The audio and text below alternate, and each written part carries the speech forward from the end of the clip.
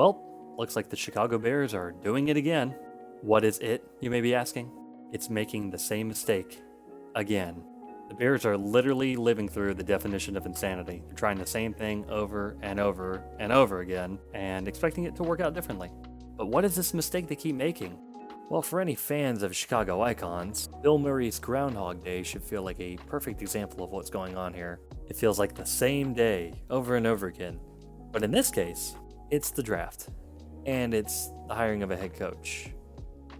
Not at the same time, but it follows a similar pattern. All this and much more will be explained in this video.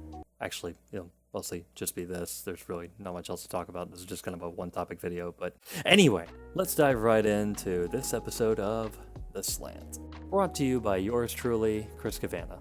Oh, and before I forget, this video is sponsored by nobody because I don't get enough viewership to get a sponsor. Maybe you can change that. Hit the like button, subscribe, leave a comment. Whatever gets that almighty YouTube algorithm going.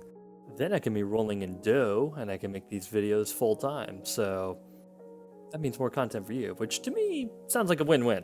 So go ahead, hit that little subscribe button and that little like button. You know, you want to share it with your friends, do all that little stuff. Thanks. Anyway, enough shameless begging, self-promotion. Onto the video. So what is this vicious cycle that the Bears seem to keep getting themselves into? Well, from what I've noticed, this will now be the third time in 7 years that the Bears have taken a rookie quarterback.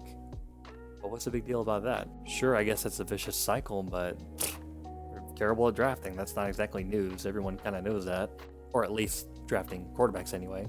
I mean, they've never had a 4,000-yard passer in their entire franchise history. That's insane, but that's besides the point. It's not the fact that they've drafted these quarterbacks, it's the timing of when they've drafted these quarterbacks. They always seem to take a quarterback in the draft leading up to the season in which their current coach will get fired. So if history repeats itself, this will be Matt Eberflus's last season in Chicago.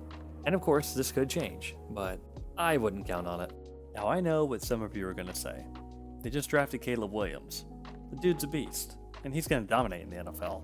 And he might someday. Who knows? I personally don't know how I feel about him. There's a lot of those guys that are superstars in college and they look like they're the most pro-ready and then they flop. But honestly, there's so many factors that go into it and that's a whole different conversation, which I'm not going to get into a tangent on. But anyway, maybe Caleb Williams will be the best quarterback the Bears have ever had, but he's kind of being put in a tough position for his rookie year. Unless he has a great season and the Bears make the playoffs, or at least come close, which I guess is doable, they have seemingly built a good day one roster for Williams to start with.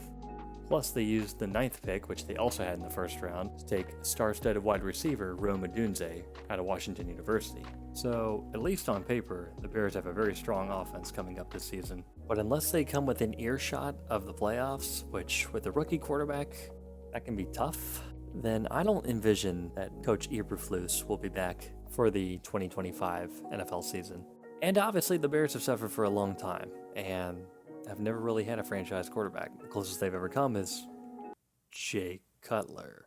So if any team deserves a fresh start at quarterback that actually works out for them, it's Chicago. I mean, there's other teams I could think of too, but for the sake of the video, Chicago.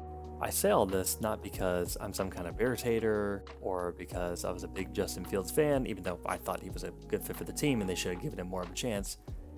It's not because I'm salty that my Carolina Panthers were so terrible that we gave up the number 1 pick for a quarterback who I'm not even sure is going to be on the team next year. Not saying his struggles are all his fault, but that's all, again, a whole different video. As I said before, there's a pattern that Chicago keeps committing to. It all started in 2017 when third-year coach of the Bears, John Fox, was on the hot seat. And without his knowledge, they drafted Mitch Trubisky, 2nd overall, over Mahomes and Watson. Needless to say, the Bears did not have a good season in 2017, and coach John Fox was fired, leaving then second-year quarterback Mitch Trubisky with a new coach. That new coach who was hired in 2018 was Matt Nagy. And in 2018, the Bears are great.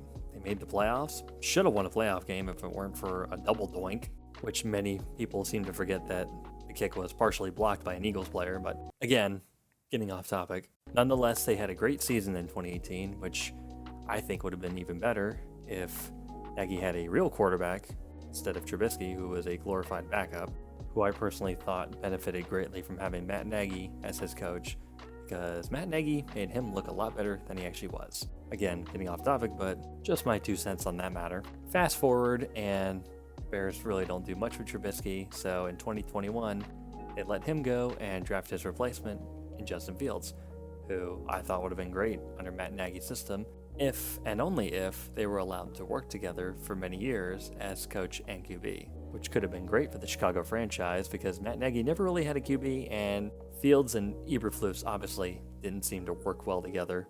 But unfortunately, it seems the Bears can't get out of their own way and can't get out of this vicious cycle they're in, because 2021 was a hot seat year for Matt Nagy, and rookie Justin Fields didn't light the world on fire for them, so they didn't make the playoffs, and Matt Nagy was fired. In comes Matt Eberflus with second-year quarterback Justin Fields, who together I'm sure many Chicago fans were hoping would stop this horrible cycle before it would go any further. Unfortunately, that didn't work out at all. Now fast forward to the current offseason in 2024.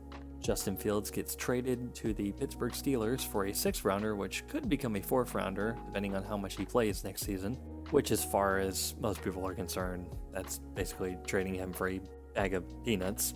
And now Matt Eberflus is on the hot seat, and if he doesn't do well this season, I don't see him coaching the Bears in 2025.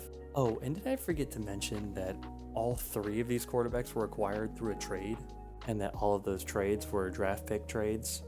A lot of similarities going on here. Unfortunately for Bears fans, that many similarities, I think that means that more struggles are coming. And that means that once again, the Bears will throw a rookie quarterback into the starting fold in the hopes that he will be able to save his coach's job. Or at least Coach Eberflus will be hoping for that anyway. But anyway, that's how we got to where we are, and that is the vicious cycle that the Bears seem to keep voluntarily throwing themselves into.